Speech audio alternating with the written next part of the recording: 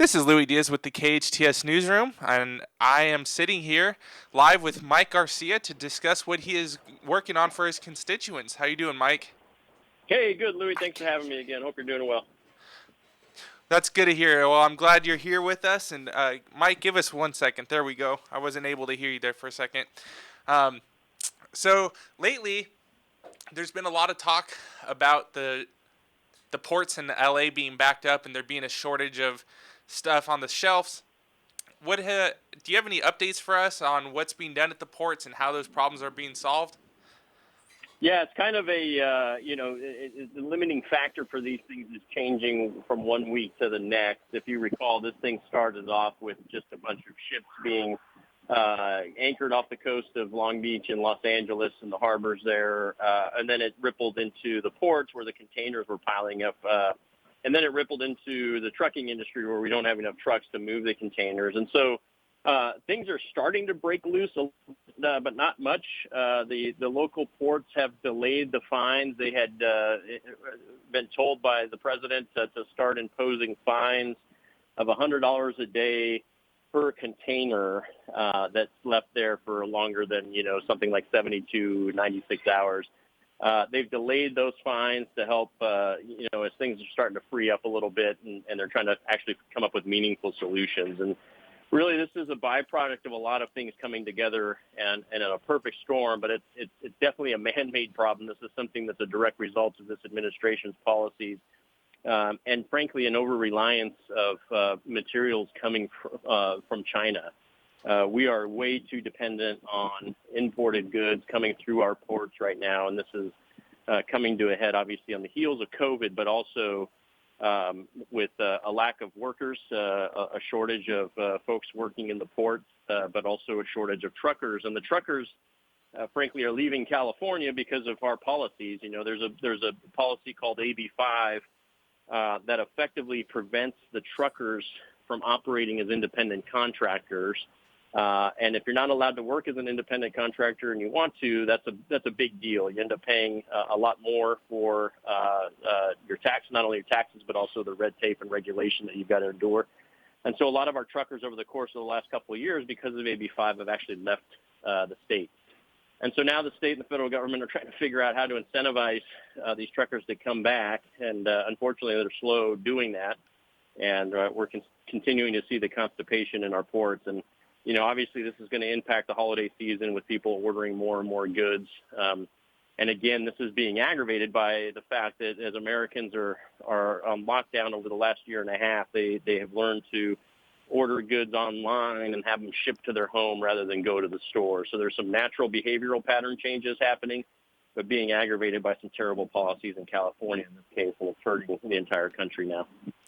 So that's interesting. You said that because of the stay-at-home order, people are ordering more online, but a lot of the stuff people order online and buy in the store both come directly from the ports, correctly? Correct. So how does the at-home purchasing affect the ports with more coming in instead of someone going to Walmart and buying something rather than just buying it online? Yeah, it's a matter of just the timing of the goods coming across, and being able to understand exactly where the goods are coming from. I'll give you an example. When you order something, and this is something we've looked at as far as legislation, when you purchase something, say at Walmart, it's very clear where that product is made and where it's coming from, right? And that is marked on there. When you purchase something online, it's not necessarily clear where it's coming from. And so something I've started to look at is legislation that would require online sales to disclose the country of origin and or at least, disclose whether or not it's a made in the U.S. product or not. So you're right, whether it's something coming into Walmart or something coming online, it's still, if it's made in overseas, going to come through the ports. But the sheer volume of things being purchased right now is a lot higher as a result of a lot of the COVID relief packages that are coming out. A lot of cash on the streets right now that's being used to purchase goods, and this is driving the inflation problem that we see as well. So a lot of money going after too few goods is how you end up with inflation. and it's how you end up with some of these supply chain challenges that we're seeing now as well. And you said that there's a lot of containers being stuck at the ports and they're not being moved through a lot. Are these empty containers, or are these containers that are full that are trying to be loaded onto either a train or a truck to go somewhere?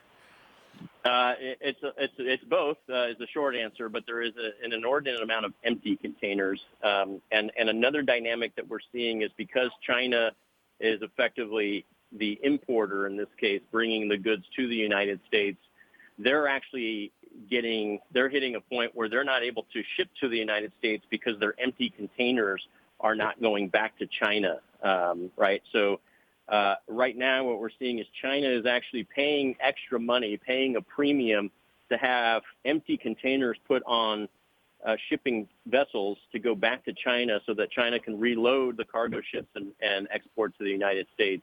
In the past, what would happen is they would take the time to fill up some of these empty containers with American goods that are actually going back to Asia, and that would be, effectively our export business realizing its shipment, right?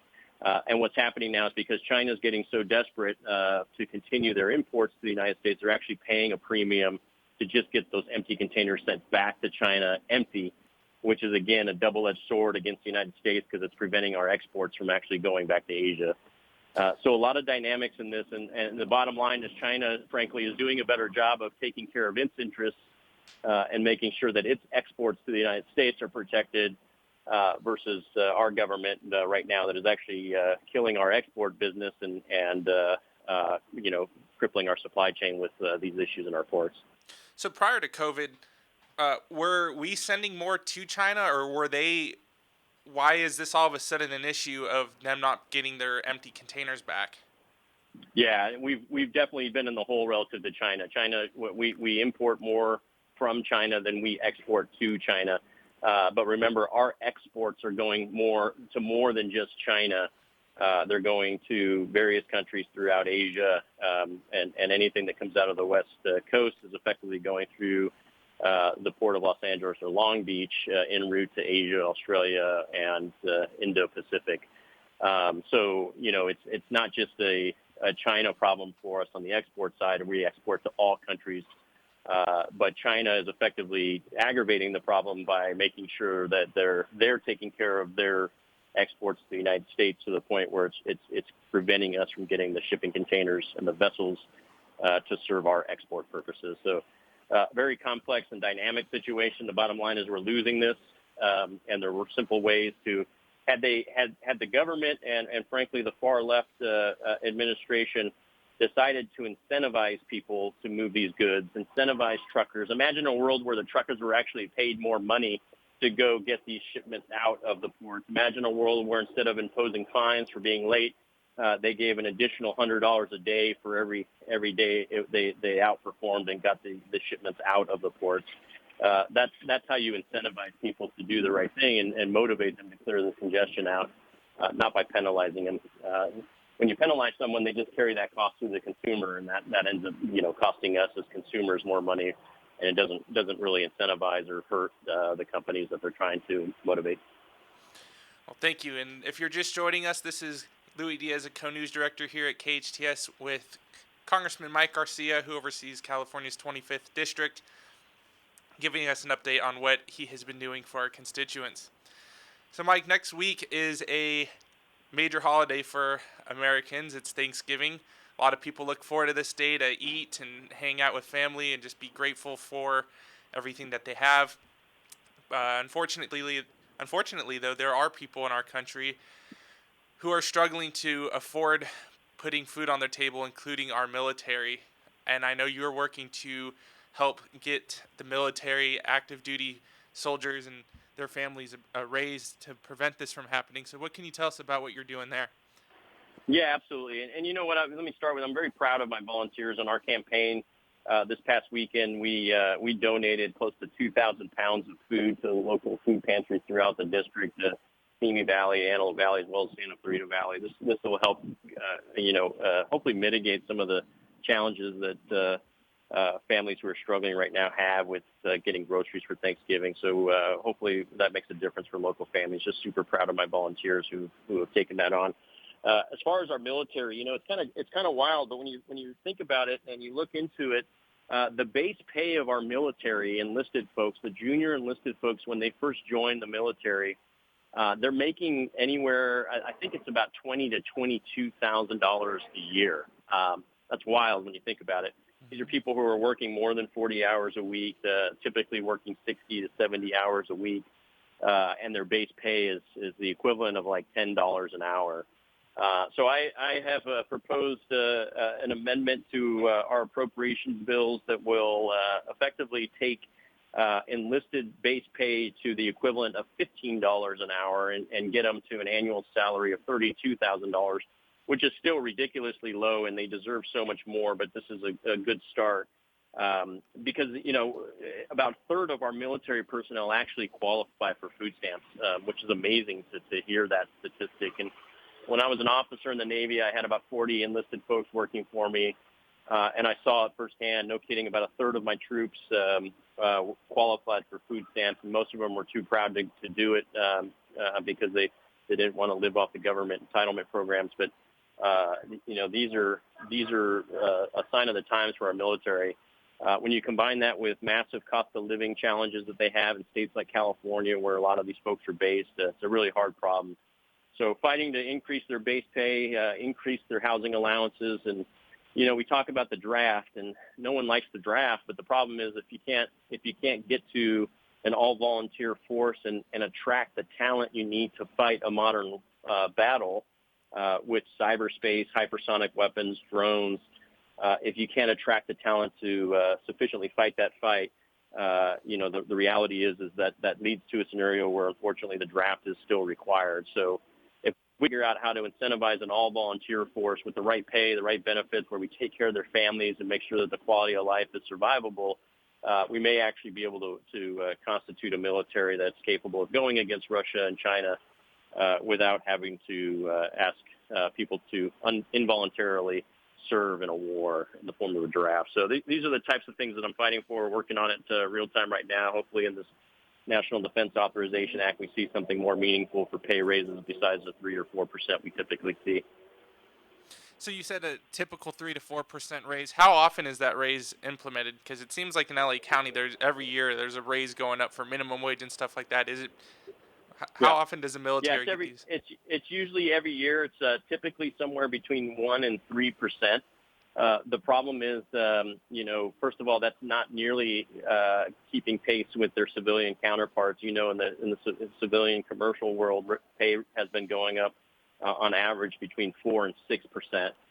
Inflation alone right now at 5 to 6% means that everything that they're buying is actually twice as much as the raise that they're going to be getting. So they're actually going further into the hole.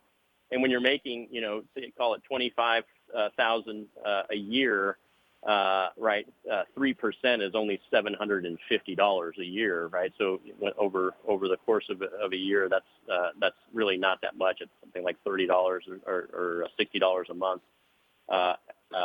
After taxes, it's $40 a month. So it's not like that's going to help them really get out of the hole. We need to have something that is a game changer, a significant pay raise. And I'm not talking about all the ranks. I'm not talking about the officers. I'm talking about just the junior enlisted, the E4 and below, who are in for less than 4 years. And it's not something that's going to require a tax increase. We can figure out how to pay for it by paying the admirals and generals, the senior officers, a little less. And 1% reduction or 1% of not increasing an officer's pay can potentially pay for up to 5 junior enlisted 10% pay increase, if that makes sense. So the pay for is there. We can figure out how to stay within the budget and still take care of our junior enlisted troops who are actually doing a lot of the work. Very good. One last thing I have for you, Mike, is I know since August you and your office have been working to help Americans that were left in Afghanistan get out. As of today, where do we stand as far as how many people you guys have been able to get out of the country and how many are left over there, if you know that? Yeah, and we're still, this administration and everyone supporting the effort is still trying to figure out what the exact number is. We don't know is the short answer of how many people are still over there. To date, my office has gotten 108 people out. These are American citizens, special immigrant visa, Afghan translator partners, legal permanent residents, folks that deserve to be here and are good value-added citizens to our country, people who we promised we'd bring back to the United States. So 108 folks, and I'm just super proud of my team, my district director, Charles Navarro, who is out and about in Santa Clarita all the time. He's been driving this from our district offices in his home and been doing God's work there. The U.S. government, frankly, has not been helpful. Anytime we tried to work with the State Department, they actually prevented us from moving people out. And at this point, we are effectively completely beholden to the State Department. The State Department has effectively shut down all operations. It's getting to the point where we move people, it's just to keep them out of harm's way. And there are still probably 300 to 400 Americans stuck in Afghanistan. And these aren't people that want to be there. These are people who are trying to come home, including students, some of the students from the Sacramento area still stuck there with their families as well. So, this is effectively a hostage situation, and this president is not treating this like a hostage situation. He's treating this like a diplomatic mission.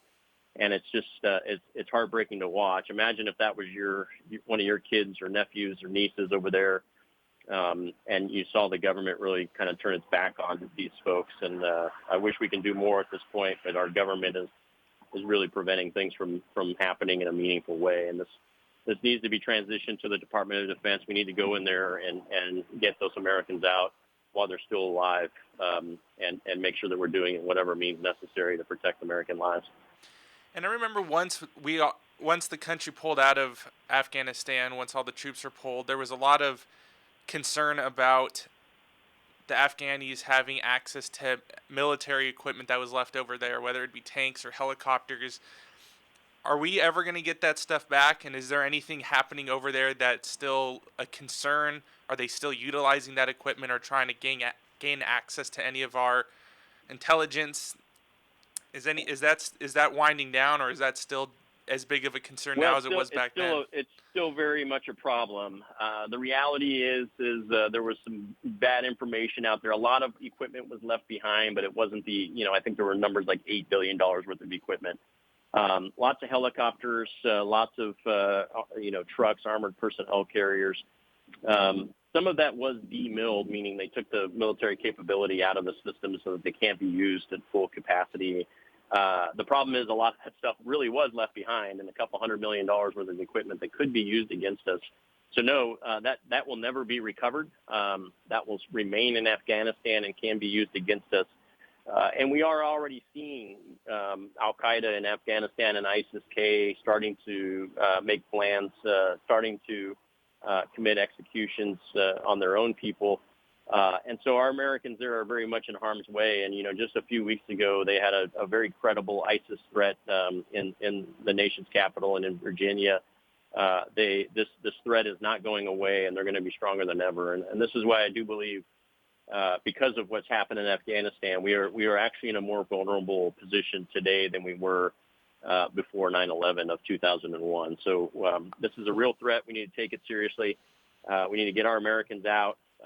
And to be honest, this isn't even the biggest threat that we face right now. Between our debt, China, Iran, North Korea, and Russia, Afghanistan's may not even be in the top 5 threats against our nation when this is all said and done. So we've got to pay attention and do what's right when we can. And unfortunately, we've got to go fix the debacle in Afghanistan as well now. Well, Mike, thank you so much for coming on with us today. And as we close out, is there anything you want our listeners to know about what we can expect from your office coming up here in the next couple weeks? Yeah, just know that I'm fighting this fight against these spending packages. I think to date, in the last year and a half or so, our government has spent something like $8.6 trillion. Okay, our debt is now close to $29 trillion. And the Democrat Party right now is contemplating authorizing and ultimately spending another $2 to $3 trillion on this Build Back Better plan. This is why we have massive inflation, so much money out there, not enough goods. and we are in a position of debt right now that is unsustainable. This all leads to massive tax increases, regardless of how much you make. And so while these may feel good and sound good on paper, these spending programs, especially at these dollar values where they don't know where the money's going as well, are actually very bad for our country. And you have my commitment that I'm going to keep fighting against this. And hopefully when we get the majority back next year, we can undo some of these policy decisions. Very good. All right, Mike. Well, thank you so much for joining us today, and I hope you and your family have a very happy Thanksgiving. Thanks, Louis. Same to you, buddy. All right, Take talk care. to you later.